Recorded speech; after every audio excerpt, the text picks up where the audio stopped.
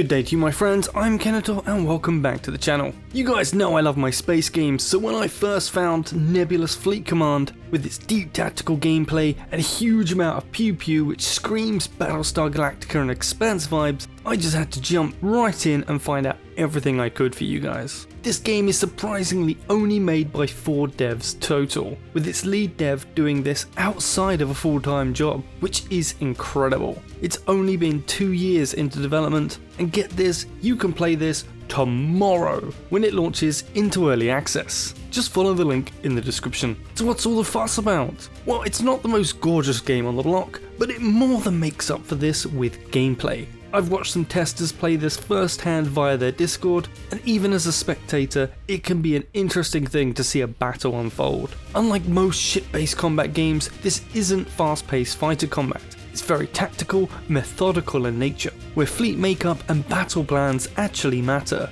And for those of you who are fans of Homeworld, yes, this too is in 3D space, because Lord knows we've seen far too many 2D or top-down space games of late, which bring nothing new or exciting to the table. With multiple ship classes to choose from to make your fleet, the real nitty-gritty comes from customization, and this is pretty extensive. Each of the parts has size ratings and variants that can give you the edge needed to build out specific uses for each ship. Want to reduce radar signature? There's a part for that. Want to speed around the map and have great maneuverability? There's a part for that. Want homing missiles instead of deadfire ones? Go ahead. Prefer point defense for holding your ground or defending other ships?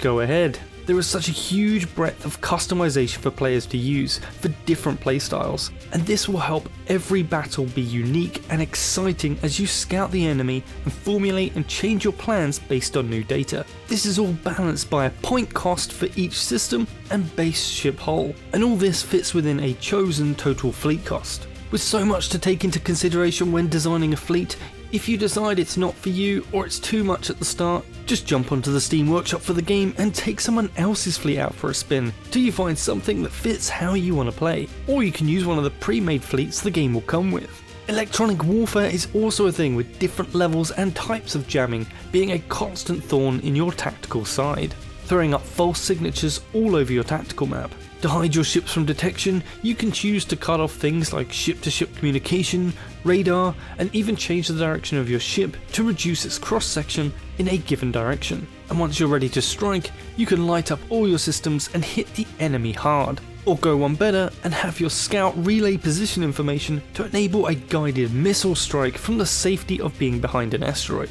During battle, you can even micro the damage control teams on a ship to put out fires and patch up hull leaks, or even bring a dead system back online. Bringing a ship back from the brink can really save you extra damage to other ships too, since the reactors can go critical, resulting in an impressive but lethal death blossom, because even if you don't save the ship, it could give you just enough time to move your ships away from the blast zone. And all this battle damage is also calculated from where on your ship you are hit too, so your positioning at all times is important. Another consideration you have in battles is the limited munitions and countermeasures. I've seen people attacking with smaller and cheaper missiles first, only to hide self-guiding missiles at the back of the pack to help drain the defenses first and increase the likelihood of scoring a hit and causing damage. And it's not all missiles either. You have cannons firing shells, railguns that punch right through a ship, and beam weapons thrown into the mix, each with their own pros and cons as well as optimal engagement ranges. But this game launching into early access means it's not fully baked yet, so right now it's just multiplayer games or versus AI skirmishes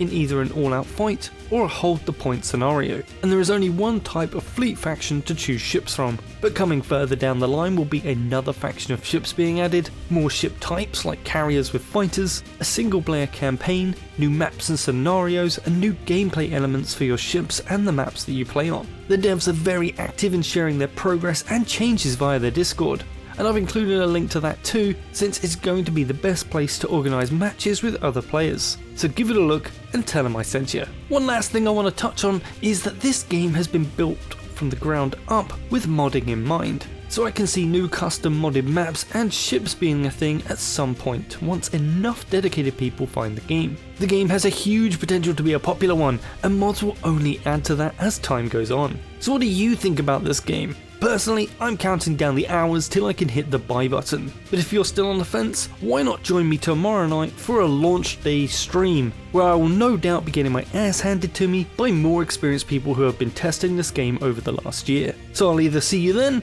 or in the next one. Kenetor, out.